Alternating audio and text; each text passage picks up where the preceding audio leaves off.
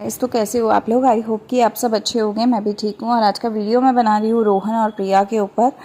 देखिए गाइस, सबसे पहले मैं आपको बता दूँ, मैं इनके ऊपर कंटिन्यूसली काफ़ी टाइम से वीडियोस बनाती थी पहले, लेकिन फ़िलहाल मैं अभी वीडियोस नहीं बना रही बिकॉज़ मेरे पास छोटा बेबी है और उसके साथ मुझे बहुत कम टाइम मिलता है किसी के वीडियो देखने का और किसी के वीडियोस पे बात करने का।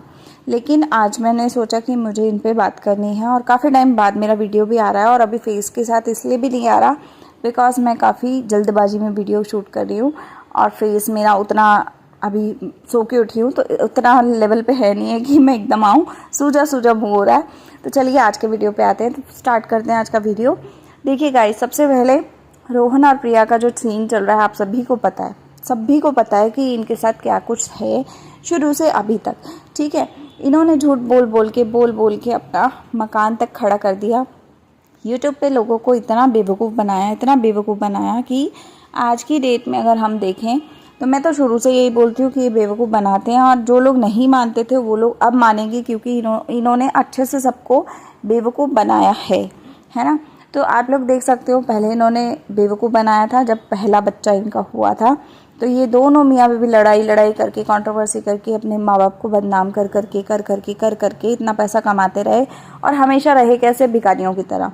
एक कमरे में, छोटे से कमरे में, उसी में मतलब टेबल लगा के इन्होंने वो गैस वगैरह रखा हुआ है किराए के कमरे में और वहीं पर इन्होंने रहना स्टार्ट कर दिया। उस टाइम पे इनकी जो मैडम हैं उन्होंने काफ़ी तांडव किया, ऐसा है मेरा पति, वैसा है मेरा पति। हर दूसरे दिन इनका पति किसी दूसरी लड़की के साथ जाके सो जाता है। इनका कहना है, मेरा कहना नहीं है ये, इनका कहना है। इनके पूरे चैनल पे आप देख लो, कंटिन्यूसली यही सीरीज़ चलती रहती है, कुछ दिनों में बदल के यही सीरीज़ चलती रहती है। बस फ़र्क इतना है कि पहले ये दो लोग थे, फिर इनका एक बेटा आ गया लाइफ में, तो फिर उसका जर्नी साथ में चलता रहा। फिर उसके बाद ये फिर से प्रेग्नेंट हो गई, फिर एक बेटी आ गई। उसके बाद फिर से वही सीरीज़ चलती रही, फिर भी वही पति, वही सब कुछ, वही सब चीज़ें चलती रही। जब ये प्रेग्नेंट होती हैं, 4-5 महीने की प्रेगनेंसी हो जाती है, तो ये रिवील भी कर देती हैं। उसके बाद इनका पति फिर से वो ड्रामा करता है। फिर वो ड्रामा डिलीवरी के लास्ट तक ये कंटिन्यूसली चलता रहता है कि मेरा पति भाग गया, मेरा पति साथ नहीं दे रहा, मैं देखो कितनी बेचारी हूँ, छोटा सा बच्चा लेके और पेट में बच्चा लेके और मैं ये सब काम कर रही हूँ, घर संभाल रही हूँ, सब कुछ कर रही हूँ, बताओ गाइस मैं क्या करूँ होता है। ठीक है, उसके बाद फिर इनकी बेटी के बाद अभी 3rd टाइम प्रेग्नेंट हुई हैं। ठीक है, तो जब डिलीवरी हो जाती है फिर इनका पति भगा वापस आ जाता है और फिर से वो प्रेग्नेंट हो जाती हैं ये और फिर से वो गायब हो जाता है। तो मतलब ये इनकी एक सीरीज़ है जो कंटिन्यूसली 3-4 बार से चल रही है।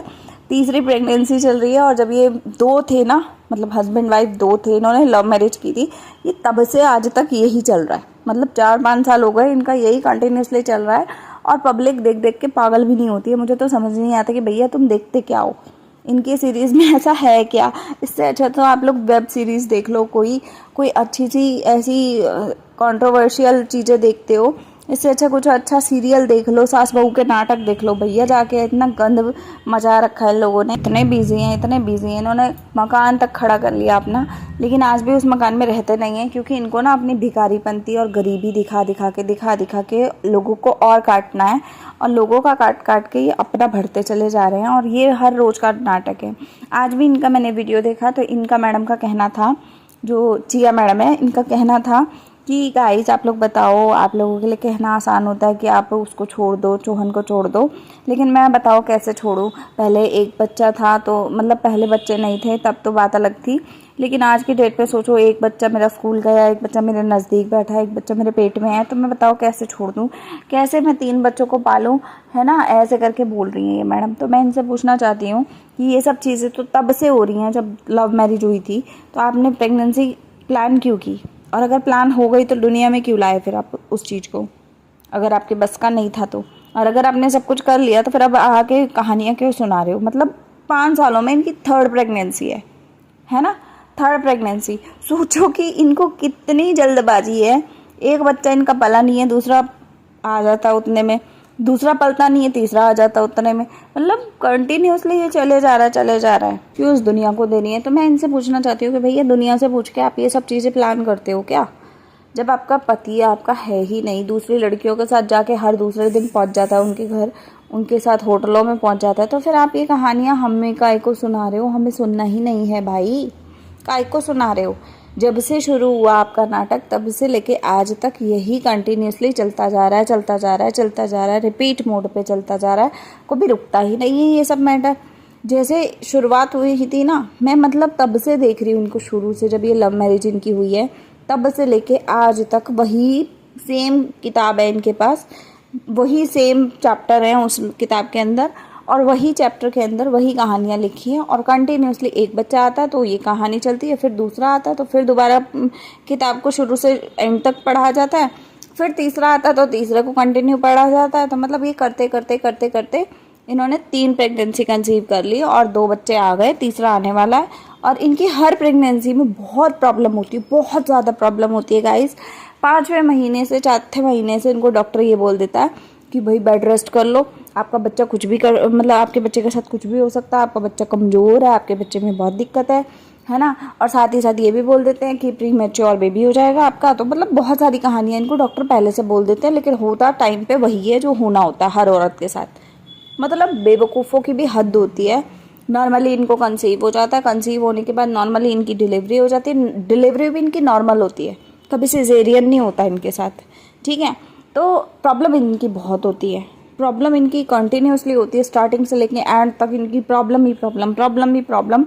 मतलब झूठ बोलने की भी एक हद होती है यार, बेशर्मों की भी हद होती है। तुम तो बेशर्मी से भी गए गुजरे हो गए हो, भी इतना झूठ बोलते हैं प्रेगनेंसी से रिलेटेड। मतलब मैं इसलिए ये बात इतना ज़्यादा हाईलाइट कर रही हूँ क्योंकि जो औरतों के साथ सच में प्रॉब्लम होती है ना, तो वो औरतों को पता है कि ये चीज़ों में कितनी प्रॉब्लम होती है। सिर्फ कहानी गाने में और उस चीज़ को प्रैक्टिकली हो रहा होता है जिसके साथ, उसके ऊपर बीतने पे बहुत फ़र्क होता है। ये कहानियाँ जो गाती है ना, उससे मेरे को यही समझ में आता है कि भैया आप कहानी गा देते हो, इतनी इतनी लंबी कहानी गा देते हो, फेंक देते हो इतनी सारी, पता भी है रियलिटी में कि किसी औरत के साथ अगर ऐसी कुछ हो रही होती है कंडीशन तो उसका क्या हाल होता है, मालूम भी है कुछ? या सिर्फ कहानी गाने के लिए आते हो सोशल मीडिया के ऊपर? मुझे तो लगता है कि भैया कहानी गाने को आती हैं ये औरतें और ज्ञान दे के निकल लेती हैं। मतलब जिसकी साथ में सच में प्रॉब्लम होती है ना, रियलिटी में प्रॉब्लम उसे होती है, और उसे कंसीव नहीं होता, उसका हर महीने हर साल में बच्चा नहीं आ रहा होता है, ठीक है, हर साल 2 साल में बच्चा नहीं आ रहा होता उसका, और उसकी नॉर्मल डिलीवरियाँ नहीं हो रही होती। जिसके साथ इतनी प्रॉब्लम होती है ना भयंकर वाली, उसके सिजेरियन हो रहे होते हैं, जिस तरीके से मेरा सिजेरियन हुआ है। तो जिसके साथ सच में हुआ होता है ना, उसको पता है कि आप झूठ बोल रहे हो कि आप सच बोल रहे हो। समझ में आई? और आज आप पेट दिखा रहे हो, देखो गाइस मेरा पेट छोटा है, तो आप लोग ऐसा बोलते हो वैसा बोलते हो। अरे भाई इतना नंगे हो जाओ, तुम तो पहले से ही नंगे हो, तो तुम अब क्या नंगे हो रहे हो? तुम कह रहे हो कि एक औरत को नंगा करके छोड़ोगे। अरे नंगा करके दूसरा नहीं छोड़ेगा, आप खुद नंगे हो। आप ये बोलो, आप अपने कहानियाँ अपनी सीरीज़ को सच बताने के लिए आप अपना घर छोड़ के कुछ दिनों के लिए दूसरे कमरों में जाके रह लेती हो, और वहाँ से कहानियाँ सुनाती हो, फिर लोगों को लूटती हो, लूट लाट के फिर वही आदमी के पास घुस जाती हो, बैठ जाती हो। तो ये बेवकूफ़ किसी और को बनाना हम नहीं बनेंगे, मैं तो बिल्कुल नहीं बनूंगी। और अब तो मैं लोगों की भी आंखें खोलूंगी, क्योंकि भैया मैं देख देख के पक गई यार। मतलब इन लोगों ने घर खड़े कर लिए ये बकवास कर करके। सोचो, आप सोचो इस चीज़ को। तो चलिए गाइस इस वीडियो का एंड करते हैं, जल्दी से मैं दूसरा वीडियो भी लाऊंगी, तो आप लोग सपोर्ट करना, सब्सक्राइब करना, शेयर करना, लाइक करना, कमेंट में अपनी राय ज़रूर देना। मैं मिलती हूँ अगले वीडियो के साथ, तब तक के लिए बाय, टेक केयर।